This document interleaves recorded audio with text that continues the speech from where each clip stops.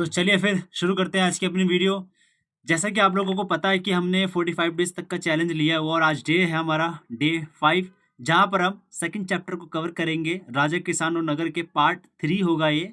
और आप लोगों को ऑलरेडी पता है कि हमने जो है 45 डेज चैलेंज के अंदर हम बेसिकली 12th क्लास का पॉलिटिकल साइंस प्लस आपका जो हिस्ट्री है, इन दोनों ही सब्जेक्ट्स को अच्छे से कवर कर रहे हैं हम एमसीक्यू के थ्रू। और ये टोटली जो एमसीक्यू है आपके एनसीईआरटी जो बुक है उसी के ऊपर बेस्ड रहेगी। ये बेनिफिशियल रहने वाली है आपकी UP board, Bihar board, CBSE board और झारखंड बोर्ड, इन सभी लोगों के लिए अच्छी रहने वाली है। और चलिए शुरू करते हैं आज की वीडियो, जहां पर हम आपकी हिस्ट्री का जो डर है उसे हम खत्म करेंगे जड़ से। और सारे सवाल आपके डायरेक्ट एनसीईआरटी से ही मिलने वाले हैं। और प्रूफ के लिए, बिना प्रूफ के हम बात नहीं करते, ये आपको अच्छे से पता है और हमने इस चीज़ के लिए लगा भी रखा है, ठीक है। और चलिए ज़रा आगे देखते हैं।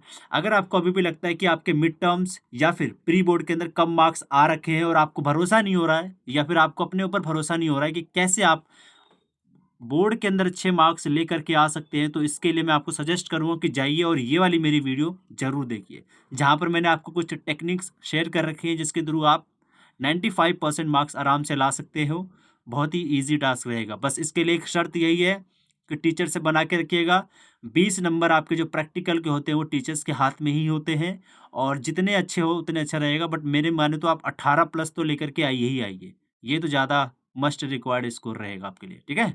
तो चलिए इसी की राह में हमने जो है गोल रख रखा है, और इसी गोल को प्राप्त करने के लिए जो हमने व्हाट्सएप पे एक चैनल बना दिया स्टडी विद एमआर के नाम से, जहाँ पर हम एनसीईआरटी बेस्ड एमसीक्यू को फॉलो करते हैं और डेली के 5 क्वेश्चन हम यहाँ पर डालते हैं। बट अभी हाँ, मैं 12 जनवरी तक इस पर डाल नहीं पाऊंगा, बिकॉज मैं अभी 12 जनवरी तक आउट ऑफ स्टेशन जा रहा हूँ। लेकिन यूट्यूब पर आपको डेली के 5 क्वेश्चंस प्लस आपकी जो वीडियो है वो मिलती रहेगी अल्टरनेटिव डेज के ऊपर, ठीक है। और इसको आप फॉलो कर सकते हैं। जैसे कि मैंने आपको बताया कि यूट्यूब पर भी हमारे पास एक प्लेटफॉर्म जो है यूट्यूब प्रोवाइड करवाता है, जहाँ पर हम लोग जो क्वेश्चंस होते हैं उसको डाल सकते हैं, और डालने के बाद आप उस पर क्लिक करके उसका सही एक्सप्लेनेशन भी देख सकते हैं। उसका आंसर जो है आपको ऑन द स्पॉट ही पता चल जाता है। तो इसलिए मैं बेटर सजेशन आपको दूंगा कि जो यूट्यूब का प्लेटफॉर्म है वो ज़्यादा बेटर है एज़ कम्पेयर टू व्हाट्सएप। तो आप इसी को फॉलो कीजिए, यूट्यूब वाले को, ठीक है। और जैसा कि आपको पता है ये मेरा सुकून है भाई, ठीक है, सुकून है मेरा ये। इस सुकून को प्राप्त करूंगा पूरे 45 दिनों तक का पूरा लेकर के ही आऊंगा, कुछ भी हो जाए, ठीक है। चलिए आगे देखते हैं। आज का सबसे पहला क्वेश्चन है जो कि बड़ा ही इंटरेस्टिंग क्वेश्चन है, बहुत ही छिपा हुआ क्वेश्चन था ये आपका। इसमें बोला जा रहा है कि ब्राह्मणों को दान में दिया जाने वाला भूभाग, भूभाग समझते हो ना आप, लैंड, लैंड जो होता है जमीन का टुकड़ा, उसको जब ब्राह्मणों को दान में दिया जाता था तो उस चीज को क्या कहा जाता है, उस टुकड़े को क्या कहा जाता है। तो इसका राइट आंसर हो जाएगा आपका ऑप्शन नंबर ए, अग्रहार। इसी को बोला जाता था। जब आप ब्राह्मणों को भूमि का टुकड़ा दान में दोगे ना तो उसी को हम बोलते हैं अग्रहार। देखो लिखा भी है यहाँ पर बकायदा, आपकी एनसीईआरटी की बुक से उठाया मैंने ये। अग्रहार को ही जो है ब्राह्मणों के द्वारा दिए जाने वाले दान को कहा जाता है। और एक और स्पेशली हमारी बात क्या है कि अग्रहार जो भूमि होगी, जो लैंड होगा, वहां पर टैक्स नहीं लिया जाएगा, टैक्स जो है नहीं वसूला जाएगा। ये दो बातें बहुत ज्यादा इंपॉर्टेंट है, याद रख लीजिए और अपने नोट्स में लिखना स्टार्ट कर दीजिए। दोबारा बोल रहा हूँ, अगर आपने नोट पैड नहीं निकाला तो भाई कॉपी और पेन निकाल लो, ज्यादा आलसी मत बनो, मत बनो। निकाल लो और नोट डाउन करना स्टार्ट करो, बिकॉज जितने क्वेश्चंस करा रहा हूँ टोटली आपकी एनसीईआरटी से ही करा रहा हूँ। और आपने अगर अभी तक गौर किया होगा, आपका मिड टर्म हो गया है और प्री बोर्ड भी हो गया है और मुझे 7 साल हो गए पढ़ते पढ़ते, तो आपने अगर गौर किया होगा तो भाई साहब सारे क्वेश्चंस आपके एनसीईआरटी से ही आते हैं। हालांकि एक आध क्वेश्चन होता है जो कि आपकी अंडरस्टैंडिंग लेवल पर आ जाता है, जिसमें से आपके छूटने के चांसेस या फिर गलत होने के चांसेस ज़्यादा बन जाते हैं। बट हाँ, मोस्ट ऑफ द जो क्वेश्चन है, मतलब 21 क्वेश्चन है तो 20 क्वेश्चन तो आपके 101% बता रहा हूँ एमसीक्यू से ही आएंगे। बाकी एक आध क्वेश्चन आपका अंडरस्टैंडिंग लेवल पे बेस होता है भाई, इसकी गारंटी कोई नहीं ले सकता, ठीक है। एक आध परसेंट तो कमी रहती ही रहती है। अगला देखते हैं क्या। ये खैर ऐसे लिखा होता है भाई, स्वेन त्यांग से लिखा हुआ है। ये एक व्यक्ति का नाम है, चाइनीस, एक चाइना का एक बंदा आया था भारत के अंदर, एक व्यक्ति आया था भारत के अंदर। अब वो आता है, थोड़ा घूम फिर करके चला जाता है, और वो कहाँ पर घूम करके जाता है बता ही दिया मैंने आपको आंसर। इसका आंसर है वैसे पाटलिपुत्र।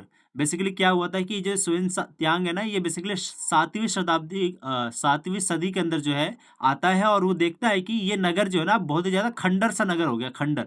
क्योंकि पाटलिपुत्र के बारे में ना बहुत ज्यादा चर्चा हुआ करती थी पहले के ज़माने में। लेकिन बाद में जाकर के जो पाटलिपुत्र वो बहुत ज़्यादा खंडर हो गया और यहाँ पर बहुत ज़्यादा कम आबादी भी पाई जाती थी, बहुत ही कम पॉपुलेशन थी यहाँ पर, ठीक है। तो इस चीज़ को याद रखिएगा, आपसे पूछा जा सकता है कि पाटलिपुत्र के इतिहास के अंदर देखिए मैंने काफ़ी ज़्यादा लगा रखा है यहाँ पर, और ये वाला सेक्शन बहुत ज़्यादा इंपॉर्टेंट है, इसलिए मैं आपको जरा एक एक बात बताना चाहता हूँ। क्या कि जो पाटलिपुत्र है उसका विकास बेसिकली पाटलीग्राम नाम की जो गांव है उसी से हुआ है, ठीक है। पाटलीग्राम एक गांव हुआ करता था, इसी से पाटलिपुत्र बना है एक राजधानी के रूप में। किसकी राजधानी थी? मौर्य की राजधानी थी, ठीक है जी। और मौर्यों ने सबसे ज्यादा इसको पावरफुल बनाया था। याद रखिएगा, जब मगध साम्राज्य स्टार्ट होता है, ठीक है जी, हर्यक वंश जब सबसे पहले आता है, धनानंद वाला याद आ रहा है, जब वो आते हैं वो लोग, तो उनकी राजधानी क्या थी? उनकी राजधानी थी ये राजगाह। राजगाह का लिटरल मीनिंग क्या था? याद करो, राजाओं का घर, हमने पढ़ा था इसके बारे में, ठीक है। तो इसको क्या बोलते हैं? राजगाह। तो पहले क्या राजधानी हुआ करती थी? वो होती थी राजगाह, बट बाद में जाकर के क्या हो जाती है? पाटलिपुत्र, मतलब सेकंड राजधानी होती है। और अगर आपसे क्वेश्चन में कभी भी पूछे कि मगध की राजधानी बताओ कौन सी है निम्नलिखित में से, उसमें पाटलिपुत्र हो और राजगाह हो, तो भाई पाटलिपुत्र लगाएंगे आप। जब तक आपसे क्वेश्चन में ना पूछा जाए कि भाई पहली राजधानी बताओ, क्लियरली बोले कि फर्स्ट राजधानी, प्रथम राजधानी या पहली राजधानी बोले, तब तक आपको राजगाह नहीं लगाना हो। जैसे ही बोल दे पहली, तो भाई यही लगाओ आंख बंद करके, ठीक है। और यहाँ पर देख सकते हो कि जो पाटलिपुत्र है इसका विकास बेसिकली मौर्य साम्राज्य के लोगों ने करवाया था सबसे ज्यादा। और यहीं पर जो है चीनी यात्री आता है कौन? और हाँ, एक ही भी याद रखना, आपसे पूछेगा कि सुएन त्सांग जो है कौन से देश का यात्री था, तो भाई चीन का यात्री था ये, याद रखिएगा, भारत के अंदर आया था। और ये जब आया तो उसने देखा कि भाई साहब जो पाटलिपुत्र जो पहले बहुत ज्यादा हुआ करता था, बड़ा मतलब नाम था उसका, वो खंडर में बदल गया है और यहाँ पर बहुत ज्यादा कम आबादी बची हुई है। इसके बारे में थोड़ा याद रखिएगा।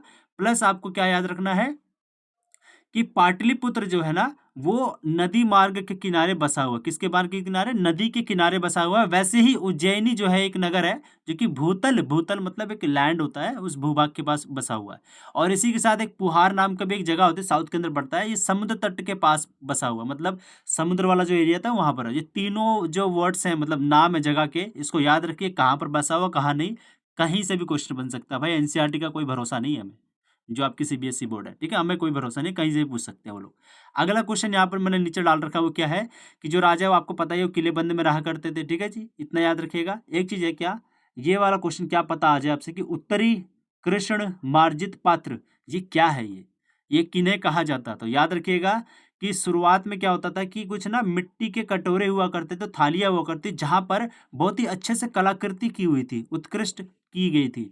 उसी उसी चमकदार कलाई को जो है हम लोग यहाँ पर उत्तरी कृष्ण मार्जित पात्र बोलते हैं। पात्र क्या होता है? वो जो घड़ा टाइप सा होता है ना, उसको बोलते हैं। तो इतनी बातें थोड़ा याद रखिएगा। देखिए अभी 7 मिनट बीत गए, बताओ। अगला अभी 10 क्वेश्चन है टोटल हमारे इस वाले वीडियो के अंदर ही, और आपका चैप्टर 2 आज फिनिश हो जाएगा। नेक्स्ट वीडियो के अंदर डे 6 के अंदर जो है हम लोग वो स्टार्ट करेंगे चैप्टर नंबर 3। उसके लिए तो वो ज़्यादा इंपॉर्टेंट है, याद रखिएगा भाई।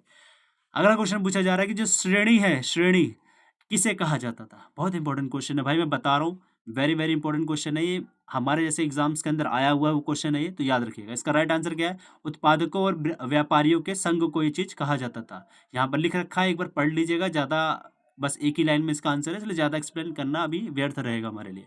अगला क्वेश्चन पूछा जा रहा है कि दानात्मक अभिलेख। पहले तो दानात्मक समझो क्या होता है। जब कोई एक भूमि का टुकड़ा होता है किसी व्यक्ति को दान में दे दोगे तो उसको बोलते हैं दानात्मक। दानात्मक अभिलेख मतलब वो बातें जो है लिख दी गई हैं एक अभिलेख के अंदर, तो उसकी बात की जा रही है। तो दानात्मक अभिलेखों में किसका विवरण बेसिकली होता था? मतलब ये याद रखिएगा कि जो दान है, बेसिकली दान जब दिए जा रहे हैं किसी इन चारों में से एक को, तो देने के बाद उनको एक अभिलेख के रूप में, मतलब पत्थर के ऊपर या किसी कठोर पदार्थ के ऊपर लिख दिया जा रहा है। तो ये किसको दिया जाता था ये दान में? याद रखिए, इसका राइट आंसर हो जाएगा आपका धार्मिक संस्थाओं को दिए जाने वाला दान। याद करिए, अग्रहार याद आया आपको? अग्रहार किसको दिया जाता था? ब्राह्मणों को। जब ब्राह्मणों को दिया जाता था तो ताम्र पत्र के ऊपर लिख करके दे देते थे कि हम भाई भूमि का ट्रांसफर कर रहे हैं, प्लस आपको इस वाली अग्रहार जो जमीन है यहाँ पर आपको टैक्स भी नहीं लगेगा। बट साथ में क्या होता था कि दानात्मक अभिलेख भी लिख दिए जाते थे, जिसके अंदर जो है डोनेशन का पूरा इन्फॉर्मेशन लिखा रहता था अभिलेखों के अंदर, ठीक है जी। तो इसका आंसर ये हो जाएगा सी, याद रखिएगा, लिखा हुआ है मैंने। और हाँ, एक और चीज़, क्या जब ये दानात्मक अभिलेख लिखे जाते थे तो उसके अंदर जो है दाता यानी कि जो देने वाला बंदा है उसका नाम, प्लस उसका जो व्यवसाय है, मतलब उसका क्या ऑक्यूपेशन है वो, ये दोनों ही चीज़ों की इन्फॉर्मेशन हमें इस दानात्मक अभिलेख के अंदर मिलती है।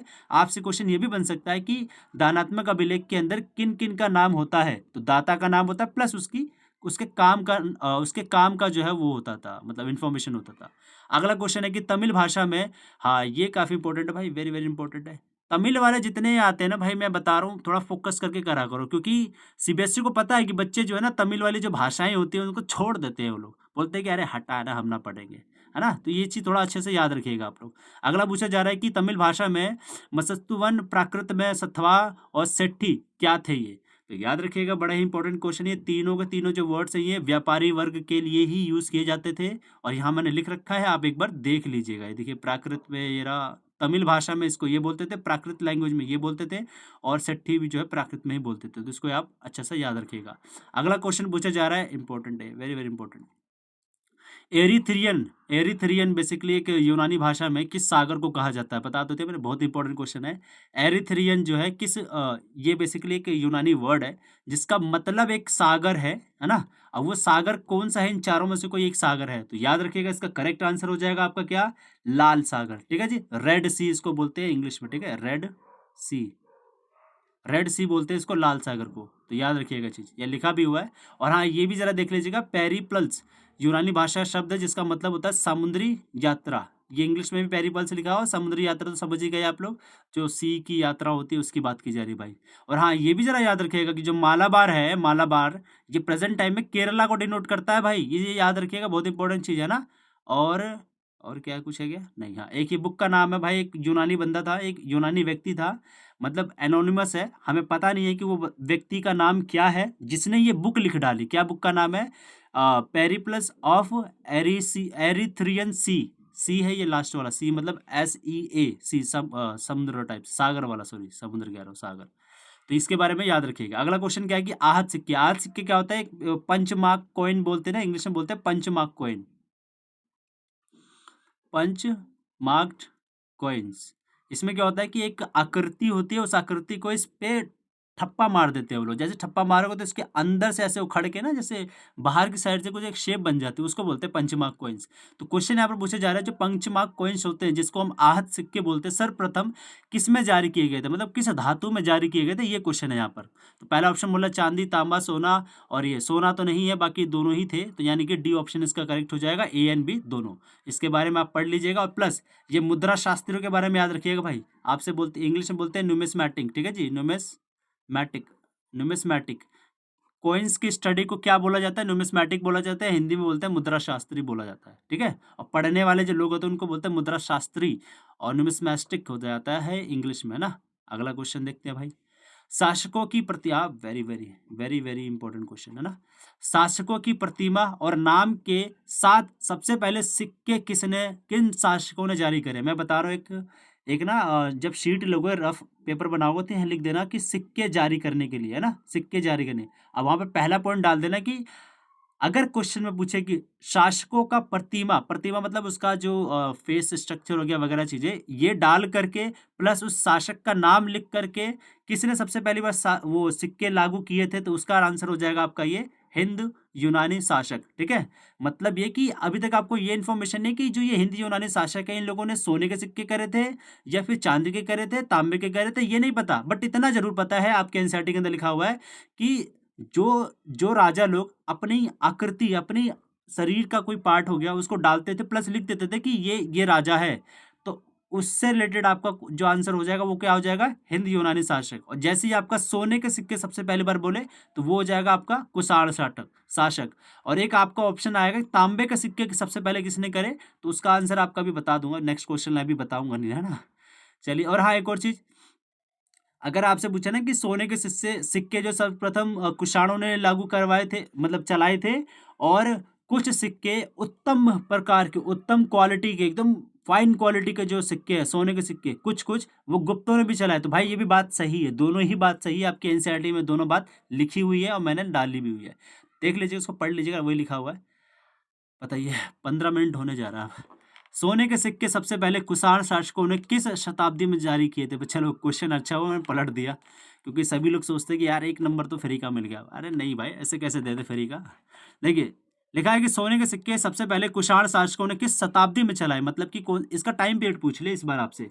तो इसका टाइम पीरियड आप लोगों को पता है, इसका टाइम पीरियड क्या है, किसी को पता है तो बताइए। इसका टाइम पीरियड है प्रथम शताब्दी ईसवी, ये ईसवी मतलब AD है भाई, ये नॉट BC, ये है आपका बीसी की बात हो रही है, प्रथम शताब्दी बीसी, और ये एडी की बात हो रही है। तो मतलब इसका राइट आंसर क्या है? 1, मतलब कि 1 एडी के अंदर जो है आपका सोने के सिक्के सबसे पहले कुषाण शासकों ने लागू करे थे। दोबारा बोल रहा हूँ, अगर आपसे क्वेश्चन पूछे कि किस सिक्के के ऊपर राजाओं ने अपनी आकृति को बनवाया था, अपने आप को बनवाया था, प्लस लिख दिया था कि ये शर्मा का सिक्का है वगैरह वगैरह, तो इसको जो करने वाले कौन थे? ये हिंद यूनानी शासक हुआ करते थे, यानी कि इंडो ग्रीक जो रूलर्स है वो लोग हुआ करते थे। लेकिन अगर आपसे कोई पूछ ले कि सोने के सिक्के यानी कि किस क्वालिटी के अंदर बने, वो अगर वो गोल्ड है, तो भाई उसका राइट आंसर जो हो जाएगा आपका कुषाण शासक, जो कि अभी हमने देखा फर्स्ट एडी के अंदर उन्होंने बनवाया। अगर आपसे वही तांबे के बारे में पूछ ले तो अगला क्वेश्चन वही है, बता रहा हूँ देखिए।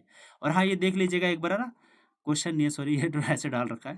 तांबे के सबसे पहले वो जो सिक्के डाले गए थे वो ये डाले गए थे इनके द्वारा, योधे शासकों के द्वारा तांबे के सिक्के डाले गए थे। और ये बंदे कहाँ रहते थे? ये लोग रहते थे पंजाब और हरियाणा वाले एरिया के अंदर, और इनको जो है क्या बोलते हैं, कबायली वाला गणराज्य भी बोला जाता है। कबायली क्या होता है? जो एक स्थान से दूसरे स्थान पर रहते हैं, या फिर जो पशुपालन वगैरह करते हैं, उन लोगों की बात की जा रही है, ठीक है जी।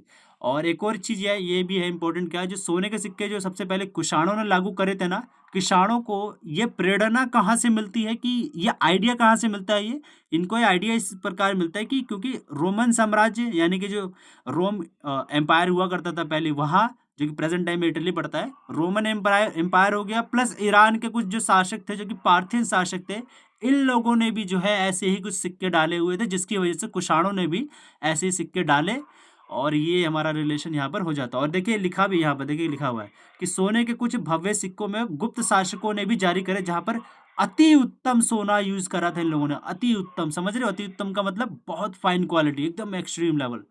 और नेक्स्ट क्वेश्चन है सबसे इंपॉर्टेंट क्वेश्चन और लास्ट क्वेश्चन है, बताइएगा जरूर कि 10 में से कितने आ गए, कोई छोटा या बड़ा नहीं बनेगा। दोबारा बता रहा हूँ, आपको मोटिवेशन ही मिलेगा करने के लिए काम को, ठीक है।